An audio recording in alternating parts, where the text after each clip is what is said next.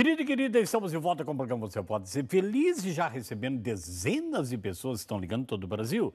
Turvolândia, Minas Gerais, a Catarina pedindo oração por toda a sua família. A Eliane de Barbacena, também de Minas Gerais. Ela mora no bairro Bom Pastor. Vamos orar pela depressão do Sebastião e a recuperação da cirurgia. O Moacir Faustino de Santa Maria, Rio Grande do Sul. Muito obrigado, bom dia, Deus te abençoe.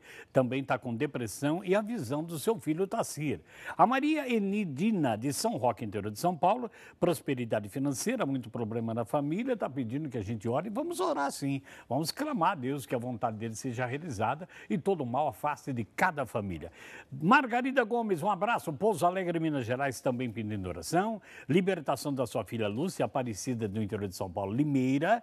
A Adalete Moreira, daqui de Valinhos, também pedindo por ela e por outras pessoas. Darlene, do Rio de Janeiro, de Guaratiba. Um grande abraço ao estado do Rio de Janeiro. Divino, Minas Gerais, a Sirlene também pedindo pelo casal Tatiane e o Elon, porque muitas maldições, muita situação ruim lá na família.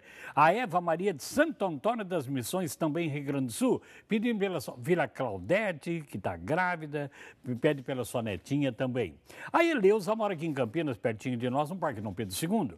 Pede por ela, pelo João, pela Caroline. Vera Maria, um abraço, bom dia. Balneário Camboriú, Santa Catarina, também ligou para nós pedindo oração. A Oneide de Caxias do Sul, pedindo para sua mamãe, a dona Neuza. A Luzia da Silva de Goiânia, estado de Goiás, também conversão da família, principalmente da Cláudia. Eu tenho aqui a Ivani de Hortolândia, aqui pertinho de nós. Olha quanta gente ligando. Quero lembrar que a gente lê um pouquinho rapidinho, mas cada uma dessas intenções vão para as missas com o Padre Eduardo. Mafalda, São José do Rio Preto, seu pedido também vai ser levado para o Santíssimo. A Dirce Borte de Campinas, Jardim Quarto Centenário.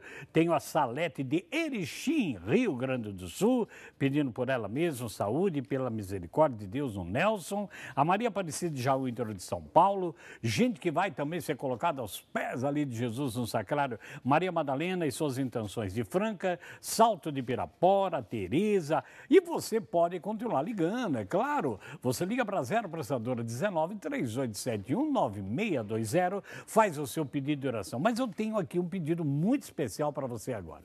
Eu quero mostrar para você a revista Brasil Cristão. O sonho de Padre Eduardo, desde o começo, é realmente associação que é do Senhor Jesus. E quando fez a revista Brasil Cristão, um país mais cristão, está aí a revista. Ela é enviada como presente, um alimento espiritual para cada pessoa que colabora com um pouquinho por mês como sócio evangelizador. E junto da revista tem ido as reflexões diárias da liturgia. Nós estamos convidando você para divulgar a obra da associação, nos ajudar com a sua oração. Mas tem um pedido também do Padre Eduardo que eu estou fazendo hoje. Qual é? Você recebeu a sequência da campanha das Mãos Sanguentadas, 2 boletos. Nós já estamos na última semana. Já, quando chegar sexta-feira, acabou o mês de outubro, gente. Já vamos aí no domingo, dia 1º de novembro. Então, o que nós estamos pedindo? Que você não nos deixe só. A câmera vai mostrar para você a carta do Padre Eduardo, os boletos que foram enviados. Num dos boletos, você sabe, é aquela doação espontânea, ele não tem valor. Você coloca quanto você pode nos ajudar através desse boleto. E o outro boleto é o boleto extra, é um pouco a mais para nos ajudar em todas as despesas. E eu quero agradecer, não sei se está aí já em cima, mas a cabelinha das Mãos Sanguentadas que cada sócio recebeu. E todos já receberam com os adesivos que são colocados de cada semana, de cada devoção. Muito obrigado pela sua colaboração e você que recebeu a novena, reze com a sua família e por nós. Agora eu tenho uma outra coisa importante. Domingo, dia 1º. Já estamos em dezembro.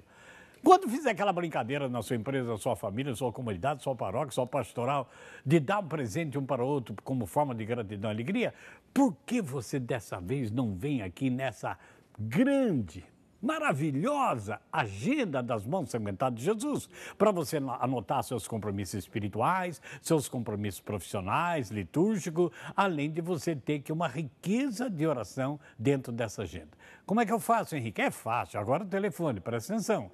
0 prestadora 19 3871 9600. Você liga para esse número, e é claro, você vai receber em casa e compre mais de uma para você dar de presente. A agenda das Mãos Sanguentadas de Jesus. Agora, sem perda de tempo, nós queremos chamar a doutora Roseli. Ela está muito alegre, cheia de Deus, iluminada. Seja bem-vinda, querida. Ai, Bom dia, dia, Henrique. minha amada. Bom Tudo dia. bem? É uma riqueza muito grande receber você aqui uma Que vez bom. por mês, né? Eu também Vamos me nos sinto sentar. privilegiada por estar aqui, viu, Henrique? Tá? Que coisa rica, né? Que coisa rica, né? É. É uma alegria. Eu me sinto honrado com a sua presença. Eu também. Eu fico muito feliz de estar aqui novamente com vocês, né, nessa missão de esclarecer, trazer temas assim que o público pede, né? Coloca nos e-mails e dar continuidade nesse tema, né, Henrique? Que houve assim muita repercussão. Exatamente. E a gente sabe que lá no mês passado, no programa anterior, não deu para a gente esgotar totalmente esse assunto, né, Henrique? Então, eu cumprimento todo mundo que está em casa e já se prepara. Né? Então, muito bom dia. Eu convido você a estar ligado conosco hoje, né, nessa manhã, para a gente conversar mais a questão sobre a cura da árvore genealógica, que nós iniciamos. A árvore genealógica, né, parte 2, nesse nós programa vamos de dar hoje. continuidade a esse tema, convidando você em casa a ligar para nós, fazendo sua pergunta, sua observação, para o 0 Operadora 19 3871 9620 ou passe um e-mail para nós, serfeliz@rs21.com.br. Mas, doutora Roseli, que alegria nós podemos partilhar e colaborar com a sua profissão, com a nossa fé, a vida melhor para as pessoas. O que é, na verdade, árvore genealógica? Vamos retomar isso. Então, vamos retomar alguns aspectos, né, do programa anterior para as pessoas poderem fazer um link, uma sequência, né? Porque hoje eu vou abordar outros aspectos que envolvem, né, na cura dessa árvore genealógica, que, como eu disse, é muito complexo o estudo. Existe uma ciência que estuda, né, a árvore genealógica, que se chama psicogenealogia. Né? E através dessa ciência, estamos assim, descobrindo que há muitas interações da nossa vida atual que têm reflexo da vida dos nossos ancestrais, dos nossos antepassados. Como se sofresse influência? Sim, sim, como se a gente estava falando, né, que atualmente nós temos até evidências e comprovações científicas de que o trauma ele pode ser dado e pode ser passado de gerações. Né? E a senhora tem um trabalho que a senhora vai percebendo isso? Isso, né, através desse método da terapia familiar sistêmica fenomenológica, é conhecida também como constelação familiar, e eu denominei no meu trabalho como vivência terapêutica familiar. Que maravilha. E através desse método nós entendemos e nós visualizamos, né, que existem situações na vida do ser humano, né, por exemplo, certos sintomas, tanto físicos quanto psicológicos, que estão ligados com acontecimentos importantes, acontecimentos traumáticos da vida dessa família, na linha dessa família. Então, eu queria que talvez, para minha curiosidade e para você em casa entender, doutora Roseli, o que é, na verdade, a vivência terapêutica familiar?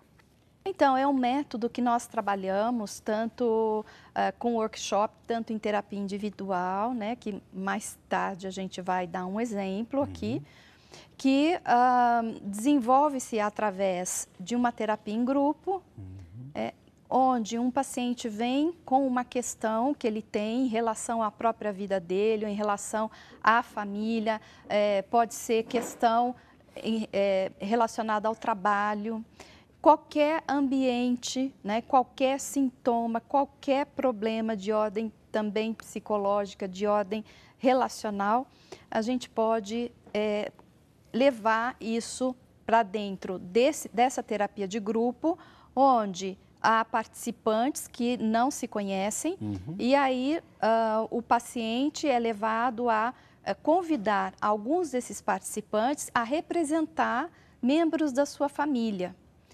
Então, eu escuto a queixa do paciente, o paciente geralmente vem, olha, eu tenho uma depressão que é difícil de tratar, tá difícil de eu superar, ou eu tenho vivenciado luto, eu não consigo sair do luto, ou eu tenho dificuldade de relacionar com o meu filho ou com o meu marido, eu não sei exatamente, ou eu tenho dificuldade de relacionar com a minha mãe, eu não sei, a gente não existiu nada entre nós, mas eu sinto que há uma dificuldade de eu ter o amor dela, eu amá-la, enfim, várias, né? Eu não consigo ter sucesso profissional, eu tenho fracassos recorrentes, eu não consigo parar no emprego, enfim, há mais variadas questões chegam. Eu ia perguntar justamente isso, porque as pessoas chegam, elas estão com um sofrimento pessoal, Sim. né?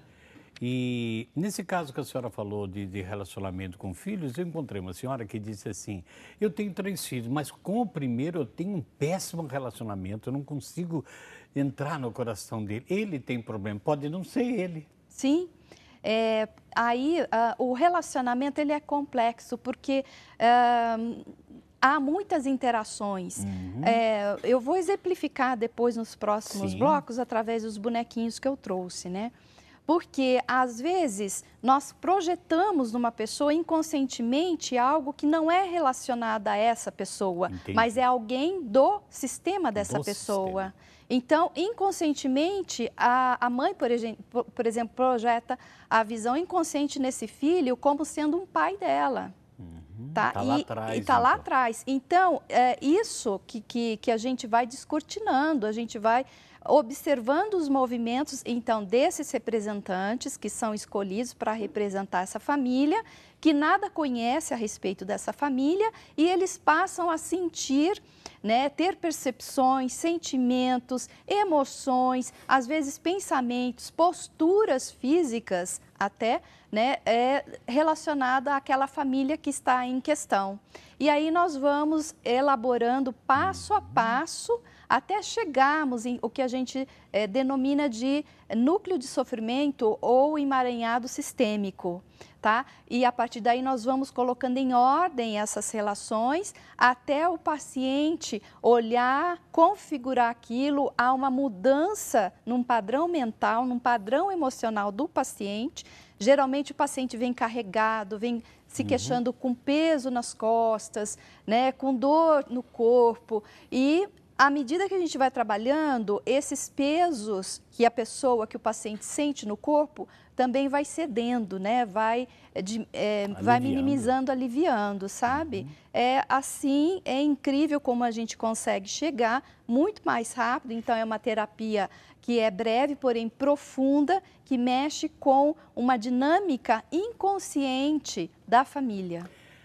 Você percebe aí, você que está em casa, a riqueza desse conhecimento? Pelo seguinte, porque eu penso assim, muitas vezes a gente fica sofrendo e dizendo que é o outro. Ela não muda, ele não muda, ele não muda. E a gente ama a pessoa e há uma certa rejeição por ela, não sei por quê. Quer dizer, ela representa alguma coisa na minha vida. E aqui eu vou falar por mim. Às vezes a gente tem medo de enfrentar isso, porque o problema somos nós, não é do outro, né? É uma terapia que leva você a assumir o seu lugar. Colocar no meu lugar. A sua responsabilidade, né? E são vários aspectos que nós podemos trabalhar. Eu lembro que eu fiz uma vivência de um casal novo, e esse rapaz, ele veio mais em função da mulher, porque geralmente é a mulher que traz, né?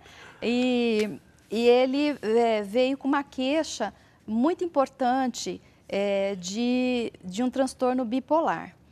E ele tinha um pensamento recorrente de suicídio. Ele tinha? Ele tinha. E não só, né, uma ideação suicida, como ele havia também tentado o suicídio. E esse casal tinha uma filhinha, tem uma filhinha, né? E eles disseram, olha, eu não sei de onde vem esse pensamento suicida. Aí fazendo, então, uma breve anamnese, porque a gente pergunta o mínimo possível, né? A gente se atém aos fatos e não necessariamente a um discurso, mas a gente foi percebendo que havia uma participação, que o pai dele o avô dele, paterno, havia participado da guerra. Na guerra lá na Alemanha, no nazismo e tudo mais, né? E ele tinha até herdado, digamos assim, a farda do avô, as armas, assim, uma homenagem aí ao avô, né? E quando nós fomos, então, colocar a família dele, principalmente esse avô, a gente percebeu que ele havia feito muitas vítimas. E essas vítimas estavam de alguma forma identificadas com esse neto, porque o avô, embora era uma obrigação, né, da guerra, dele ir servir a guerra, não houve um movimento interior na alma dele de um arrependimento. Entendi. Tá? Então, essa questão ficou aberta, porque ele fez vítimas. E como nós entramos num campo de memória profundo da família, né, e aqueles que foram mortos também, de alguma forma, continuam fazendo parte do membro da família, do sistema familiar, né? Então, eu fiz todo um trabalho de reconciliação e de perdão dessas vítimas, desse paciente, do representante desse paciente com aquelas vítimas. E foi assim, imediato, né, o efeito que ele teve, ou seja, o pensamento, o alívio que ele teve, foi como se tivesse tirado assim subitamente. Uma corrente que o prendia. Que o prendia. E assim, até hoje ele está bem, não teve mais nenhum tipo de recorrência a esse sentimento, a esse pensamento suicida, né? Que maravilha. Agora eu vou fazer uma pergunta aqui, né? Essa abordagem que a senhora faz, como a senhora explicou agora, do avô desse rapaz, tem alguma coisa que ver com esoterismo, astrologia, religião, algo desse tipo? Não, de maneira nenhuma, né? Esse método prescinde de qualquer campo, né, espiritual. É um método psicológico, foi desenvolvido por um padre que foi padre, né?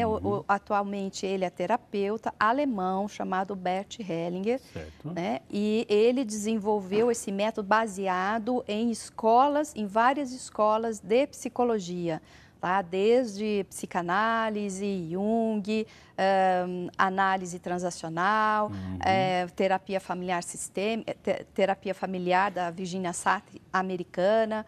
E são escolas psicológicas, né? Então, que fique claro para você, não se trata de algo espiritual, espiritismo, esoterismo, não é nada disso. É algo muito sério que está impregnado dentro da nossa história mental. Sim, então, que faz parte, né, desse descortinar, que eu acho uma graça muito grande que Deus tem dado a todos nós, né, de conhecermos esses movimentos inconscientes que temos em relação aos membros da nossa família, né, que é formado por vínculos, e os membros da nossa família, como eu disse no programa passado, tudo se move para buscar o amor.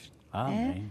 Em todos os aspectos. Em todos os aspectos. Há uma necessidade, né, do ser humano amar e ser amado. E é nesse mover do amor que se acontece tanto as alegrias quanto as dores e as tristezas. Mas todo ser humano busca o amor.